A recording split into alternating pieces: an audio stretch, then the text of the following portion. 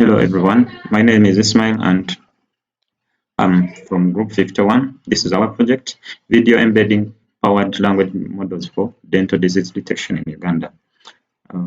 So basically this is the content of this presentation. This is what we are going to look at, the introduction, related work, problem statement, and others. So for the background of our problem is we look at dental diseases becoming common, most especially in developing countries like Uganda. So you'll find there are a lot of people with dental problems, and they can't access the healthcare, even the healthcare. There are no specialists that can easily assess the problem. So by bringing that, we need a technology that can improve the early detection and reduce a burden of people going to high or expensive hospitals. Then when we got this project, I first looked at some papers that are related to this project. For example, this project talks about CLIP, and CLIP is one of the models that we looked at in this project. Then this one is about VID, and this one is about LAVA. We shall look at how each model was explained, or we based on these papers to handle our project. Then there is also this article that was talked about cameras and embedding to detect some caries, which is a dental disease, and also we are having dental diseases. Then so the problems. So the problem is we have epidemics in low and middle income countries like Uganda. So the problems like caries and oral cancer, we find they are hard for people to access the quality healthcare. So, and in the hospitals, there are no tools to diagnose these problems. So for the computation problem for this project is we shall be having continuous video streams. Like, for example, someone may open up his teeth in the camera, record a video stream. So we shall be having to compute each frame in real time. Each frame then detects the diseases in real time. Then the other problem is detecting small dental lesions. Like you'll find a problem like cancer. It can be like a tiny dot within the mouth. So to detect it, you need a high resolution image. Then the images, the videos may have like blur, saliva layers, then and camera motions. So those are the problems we have. Then the data sets that are available are based on images, not frames, actually not videos. So we need to okay. Now the computational objective is to minimize the loss, and we get the classification loss. We need to minimize the classification loss, then the temporal consistency loss, and the consistency. Then from the computation problems, these are the solutions. We pre-train VIT. We pre-train the VIT or CLIP model, so that will detect each frame, the diseases per frame. Then we make a lightweight. Another solution is to have a lightweight transformer encoder. Remember, we are going to embed these detection models in cameras. So the computation power is not like the normal computer. So we need a lightweight model. Then we need to create we need to have a low latency. Remember, we shall be having like 30 frames per second. So we need a low latency that can detect all those per frame. So we need at least a latency less than 100 milliseconds. So let's talk about the architecture. So basically, what we did as a team is to get at least 3 models. Then we evaluate those 3 models basing on the project requirements and the computation problems. So we got the efficient net and the vision transformer, actually CLIP, then the vision language multimodal transformer. Okay, now we shall talk about each at a time. Let's talk about the efficient net. This is the architecture. So the efficient net is what does it does the scaling. It uses the depth, the width, and the resolution. So the depth is the number of layers in the network, then the width is the filters that are applied per layer. And this is the formula.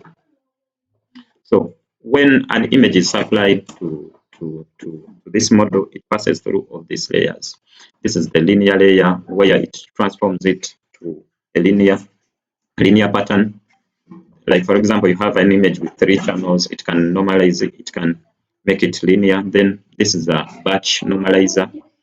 Then this is the rectified linear unit. So it passes through this, then goes to this layer, then this dropout, what does it actually remove some layers, randomly remove some layers. Then this is the final to get an output. There can be more layers as explained here. There is the number of layers. There can be more than this. So we talk about the VIT. So what actually VIT does is it is it combines both the text and the visual, the text and the visual transformers to encode. So when for the image, it gets the image, then extracts the patches, like it may say 16 by 16 or 32 by 32. Then it depends on the configurations. So what VIT does is you get the image and the text that corresponds to that image. Then the image is extracted, as I said, 16 by 16. These are the patches. After extracting the patches, like for example 16 by 16, then it flattens them. Also remember, we are feeding the text to of that image. So after flattening them, then they are sent to the transformer. So the image and the text are stored in the same space. So when another image is sent or is fed in, it checks where or it checks where the space where the prediction is to give you the text or the classification. Then we have the vision language model transformer. Actually, this one we use the Lava. Here is the architecture. We get the image, then we pass into the frame encoder, then we get a classifier, then we get the output, which is the output that this truth is diseased or not. Some research questions we said these are some research questions. How can deep learning models be optimized? So we think about optimizing the the models to look at latency. Remember, we are dealing with the fast, like the frame rates of 30 frames per second. So we need to think of how we can optimize the models. Then the performance, we need to what is the performance difference between the CNN and transformer based and language models architectures. Remember, we have three models, so we needed to think about the differences. Then the trade-offs between accuracy, inference speed, and the complexity. Then we talk about the objectives. Then the objectives is to develop an efficient net-based CNN model for static dental image classification, then to implement the vision transformer, then to design a large vision model, and others. Uh, then the outputs.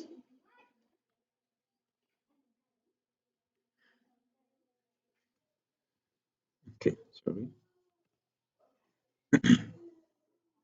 So research outputs. We implemented three models, as I explained. Then we implemented the end-to-end pipeline to detect and classify diseases in a live video feed. Then the detailed analysis. Remember, we are going to make analysis of the video. Then we also made a lightweight prototype. So far, we have a web interface, but we are going to implement the mobile. Then let's talk about the EDA. Um, for the EDA, these are the classes we had. We had 6 classes: calculus, caries, gingivitis, mouth ulcer, tooth discoloration, then hypodontia. Then these are the images. We split the images between training, validation, and test. The calculus, these are the images we had: 991 for the training, then 175 for the validation, and the test 130. So this is the distribution of classes in the training for each class that we had, actually to show you the percentage of the images. Then the distribution of images per class, we can see that we had calculus, we had 991 for the training, 175 and 130. You can see for all these classes we have more images for the training and a bit then validation, and the list is for the test. Okay, these are the sample images. We got random images. Each row is the disease. Like for example, calculus. Here, this is the image for calculus. Then hypodontia. Actually, I realize hypodontia is just someone who is missing a tooth. Then others. Then so we talk about the results for the efficient net, the model that we trained. This is the confusion matrix, and these are other metrics like the precision, recall, F1 score, and the support. You can see for calculus we had 68% precision, then caries we had 99% precision. That's for the efficient net model. This is the training and loss. Training and validation loss. This is the training and validation accuracy. Then we had the custom clip model. Actually, this is almost the same as before. The precision and the confusion matrix. Then go to the vision language model transform. Actually, lava. These are the matrices that we had for the models for the model that we trained. And this is the training and validation loss, then the training and validation accuracy. Remember, for the loss, it should be it should reduce, and the accuracy should rise as you train, depending on the epochs. Then we had 20 epochs, so it has to raise, and the loss should reduce depending on the epochs that you have. Then we talk about the model selection.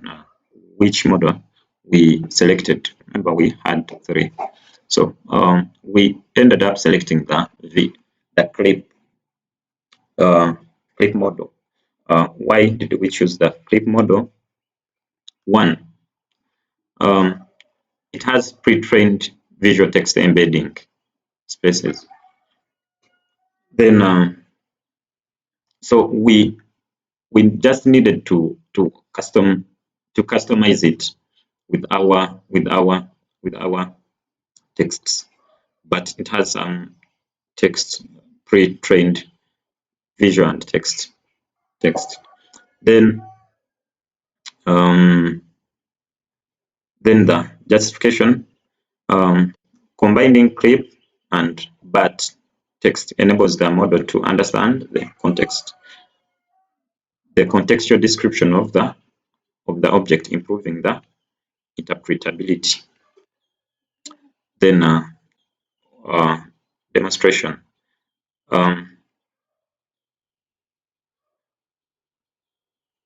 Okay, then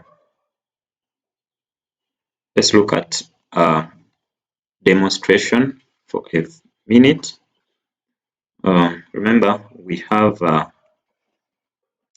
this is our code. We are going to run our website. We open our terminal.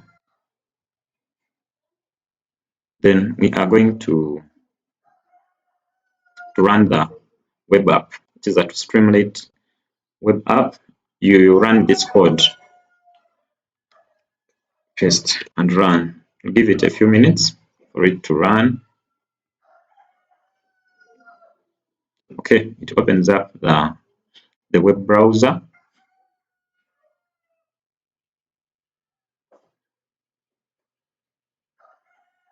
Then it is going to then we start analysis. A minute before it opens up the camera.